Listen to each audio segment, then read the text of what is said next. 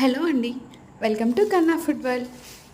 ఈరోజు మనం దోశ బ్యాటర్ ఎలా ప్రిపేర్ చేసుకోవాలో చూద్దాం. జనరల్గా మనం దోశ బ్యాటర్ ప్రిపేర్ చేయడానికి ఏం చేస్తాం? బియ్యం అండ్ మినప్పప్పుని నానబెట్టి మిక్సీలో గ్రైండ్ చేసి బ్యాటర్ ప్రిపేర్ చేస్తాం కదా. ఒకవేళ ఎప్పుడైనా మనం బియ్యం పప్పు నానబెట్టడం మర్చిపోతే ఈ పిండి మన ఇంట్లో ఉంటాయి, అప్పటికప్పుడుగా మనం దోశ బ్యాటర్ని ప్రిపేర్ చేసుకోవచ్చు. ఏం లేదండి, 2:1 రేషియోలో బియ్యం అండ్ మినపగుళ్ళుని నీట్గా వాష్ చేసి ఎండలో ఎండబెట్టి మిక్సీలో పిండిలాగా చేసుకోవడమే.